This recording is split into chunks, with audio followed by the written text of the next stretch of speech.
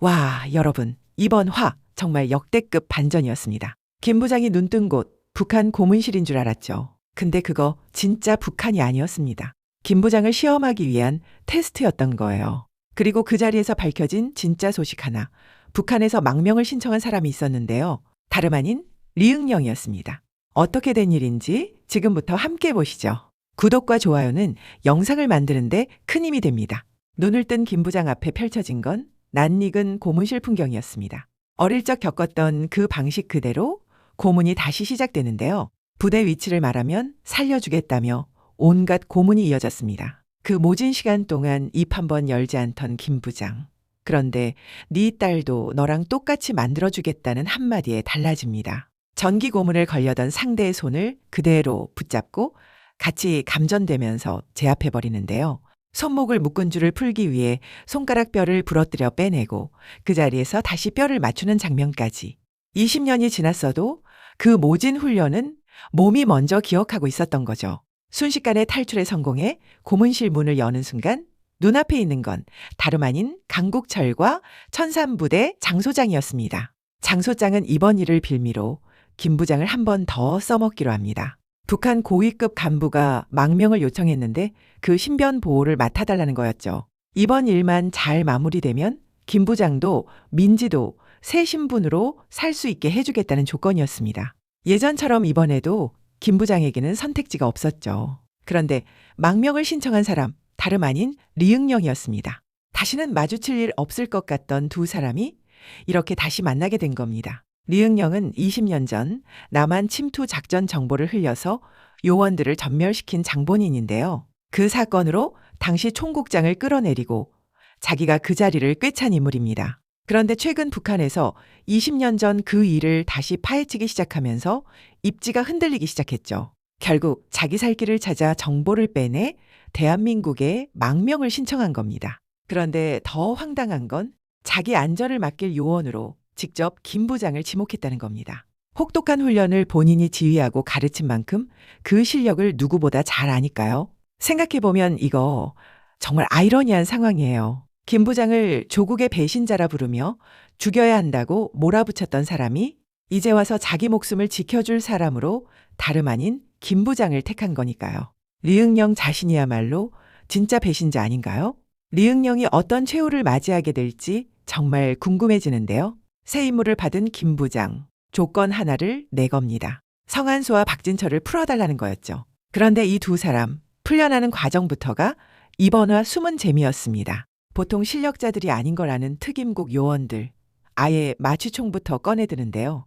성한수, 총구가 향할 때마다 몸을 비틀고 회전하며 요리조리 피해내는데 그 순발력이 예사롭지 않습니다. 그런데 정정당당하게 붙던 것도 잠시 반칙하듯 기습한 요원의 총에 결국 맞고 쓰러지고 마는데요. 반면 박진철은 차원이 다릅니다. 성한수처럼 날렵한 순발력은 아니지만 도저히 말로 설명이 안 되는 방어력을 가진 몸이랄까요. 치사량을 훌쩍 넘긴 마취총을 몇 발이나 맞고도 끄떡없죠. 마취총 한 발이면 소도 때려잡는다는데 박진철은 준비된 마취총을 전부 쏟아붓고 나서야 겨우 잠들었습니다. 결국 할리우드 영화 속 연쇄살인범 압송 장면처럼 입엔 마스크를 채우고 손발까지 구속복으로 꽁꽁 묶어버렸죠. 그렇게 잠든 두 사람이 눈을 뜬 곳은 벌판 한가운데였습니다. 그런데 진짜 당황스러운 건 그 다음이었죠. 두 사람을 땅끝 마을 해남에 그대로 버리고 가버린 겁니다. 게다가 지난 화에서 박진철이 강국철 돈으로 야식에 장어까지 챙겨 먹고 오토바이까지 사서 청구했었잖아요. 강국철 입장에선 그 고생을 그대로 되갚아준 셈인데 우리 엿먹으라는 거냐며 투덜대는 두 사람을 생각하니 강국철은 이 상황이 상상만 해도 즐거운 표정이었습니다. 뒤끝 하나는 확실하게 챙기는 캐릭터죠. 결국 두 사람은 걸어서 집까지 돌아왔지만 박진철의 딸 다빈이는 아빠가 언제 나갔는지도 모르고 있었습니다. 한편 주강찬은 안보차관을 통해 김 부장의 정체를 알게 됩니다. 북한 엘리트 출신 공작원이었다는 사실을요.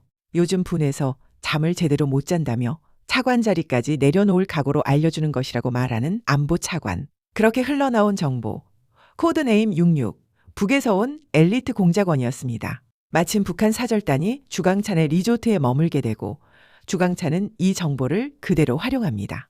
북한 사절단 고위급 간부에게 골드바를 건네며 요구한 건 단 하나. 김 부장의 마지막 숨통을 자기 손으로 직접 끊게 해달라는 것이었죠. 그런데 북한 사절단이 리응령이 숨어있던 안가로 그대로 들이닥칩니다. 다행히 미리 눈치채고 먼저 몸을 피했지만 이렇게 빨리 안가 위치가 새어나간 게 이상했던 김 부장. 내부에 첩자가 있다고 확신합니다. 그런데 이 습격 장면에서 이상한 대목이 하나 포착됩니다. 리응령의 위치가 발각되고 체포하러 온 북한 사절단들에게 분명 쏠 기회가 있었는데 쏘지 않습니다. 여기서 떠오르는 장면 하나. 리응령이 메모리를 자기 몸에 칼집을 내가면서까지 숨기던 그 순간이죠. 그 메모리 안에 뭔가 아주 중요한 정보가 있는 게 분명해 보이는데요. 북한 입장에서도 그 정보를 찾으려면 리응령을 죽이는 게 아니라 반드시 생포해야만 하는 상황인 겁니다. 그리고 김 부장, 아무래도 산채로 붙잡혀 주강찬에게 넘겨질 것으로 보이는데요. 그게 바로 주강찬이 내건 조건이었으니까요. 그리고 주강찬이 북한 사절단 고위급 간부에게 던진 한마디. 이를 더 크게 만들어 보시죠. 다른 곳으로 이동하기 전 잠시 들른 곳이 박진철의 컨테이너였는데요. 그곳엔 이미 박진철도 성한수도 와 있었습니다. 리응령까지 서로 모르는 사람이 없는 얼굴들이었죠. 그런데 이내 무장한 특임국 요원들이 박진철의 컨테이너로 들이닥칩니다. 강국철 단호하게 말하죠. 김 부장, 네 임무는 실패했어. 그리고 김 부장과 리응령을 다시 북으로 넘기겠다고 선언합니다. 방금 봤듯이 리응령을 놓친 북한 사절단에게 주강찬이 던진 한마디가 있었죠. 좋은 계획이 있다며 판을 키워보시죠. 대체 무슨 말을 했길래 결국 리응령과 김 부장을 다시 북으로 넘기게 된 걸까요? 그렇게 8화는 여기서 끝이 납니다. 김 부장과 리응령을 다시 북으로 넘기겠다는 천산부대 장소장. 그렇게 두 사람은 북한 사절단에게 인계되는데요. 현재 북한 사절단이 머물고 있는 곳은 임진각 근처 주학건설 리조트입니다. 예고편을 보면 김 부장은 이곳에서 다시 탈출을 시도하는 것으로 보이는데요. 탈출하는 동안 시선을 끌어주는 박진철과 성한수의 모습도 함께 포착됩니다. 그리고 주강찬에게 총구를 겨누고 있는 김 부장. 이번에도 주강찬이 먼저 협상을 제안합니다. 김 부장과 민재 앞에서 무릎 꿇고 용서를 빌었던 그 순간 주강찬 입장에선 뼈에 사무치는 치욕이었을 텐데요. 받은 게 있으면 돌려줘야 한다는 마음으로 계속 김 부장을 벼르고 있었던 걸로 보입니다. 김 부장을 없애려 총까지 겨눠보지만 이번에도 상대가 안 되는 건 마찬가지일 것 같은데요. 오히려 총을 빼앗겨 김 부장이 주강찬에게 총구를 돌려 세우는 역전이 벌어질 것으로 보입니다. 애초에 주강찬이 정면으로 이길 수 있는 상대가 아니었던 거죠. 그래서인지 이번엔 방법을 바꾼 듯합니다. 손목을 묶은 밧줄에 라이터로 불을 붙여 끊어버리는데 그 과정에서 손목에 화상까지 입는 모습이 포착되는데요. 그럼에도 주강찬의 분노는 그 어느 때보다 극에 달한 듯 보입니다. 지난 화에서 박진철에게 완패했던 남 실장, 다시 등장해서는 주강찬에게 준비됐다는 말을 전하는데요. 그러면서 박진철과 성한수에게 내 몸에 손끝 하나라도 대면 애들은 죽는다는 협박까지 던집니다. 이 준비됐다는 말, 아무래도 성한수의 아들 태훈이와 박진철의 딸 다빈이를 인질로 잡았다는 뜻으로 보이는데요. 두 사람을 꼼짝 못하게 묶어두고 이용하려는 속셈이 아닐까 싶습니다. 이쯤 되면 이건 딸 혜리를 위한 행동이라고 보기도 어려워 보입니다. 이미 선을 완전히 넘어버린 거죠. 주강찬 스스로 무너지고 있는 게 아닐까 싶습니다. 그런데 이 지점 왠지 반전이 숨어 있을 것 같습니다.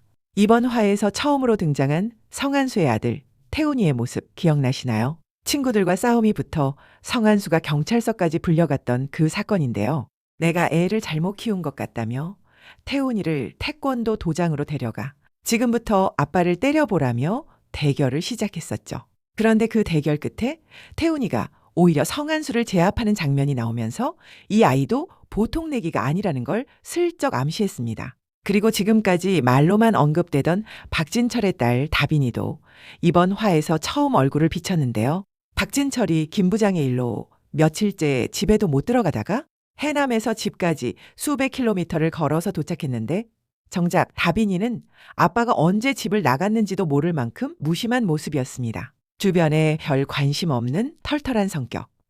딱 그 느낌이었는데요. 민지가 아빠를 닮아서 냉동 창고에서도 극적으로 탈출해냈던 것 기억하시죠? 태훈이도 다빈이도 어쩌면 각자의 아빠를 닮아 이 위기 속에서 예상치 못한 전략을 보여주지 않을까요? 왠지 성한수와 박진철의 감초 같은 케미를 이번엔 두 자녀가 그대로 이어서 보여줄 것 같은 기대감이 드는데요. 그리고 이번 화와 예고편 어디에도 등장하지 않은 두 인물이 있습니다. 바로 박강성과 금이빨인데요. 이 두 사람 분명 남은 회차에서 맡을 역할이 있을 것 같습니다. 박강성의 경우 리응령이 남한에 망명했다는 소식을 듣고 그가 다시 북으로 넘어가기 전에 직접 처단할 것 같은데요. 자신의 형을 죽인 것도 모자라 진짜 배신자였던 게 리응령이었으니까요. 그리고 자신이 다시 북으로 가게 된다 해도 살 수 있을지 없을지 모르는 상황 속에서 살아남으라던 형의 마지막 말처럼 박강성도 살아남기 위해 망명을 신청하지 않을까 싶습니다. 그리고 금이빨, 주강찬과 남 실장이 김 부장 일에 정신이 팔려있는 이 틈을 타 해리를 납치할 가능성도 있어 보입니다. 어쩌면 주강찬을 마지막으로 무너뜨리는 사람이 금이빨일 수도 있겠네요. 과연 주강찬은 어디까지 갈 수 있을지 그리고 어디서 멈출 수 있을지 궁금해지는데요. 이제 남은 회차 딱 두 편입니다. 김 부장의 마지막 이야기가 정말 코앞까지 다가왔는데요. 다음화 그리고 최종화까지 어떤 반전이 우리를 기다리고 있을지 정말 궁금해지는 순간입니다. 본방으로 함께하고 리뷰로 돌아올게요. 구독과 좋아요는 영상을 만드는데 큰 힘이 됩니다. 영화와 드라마를 잇는 무비있다였습니다.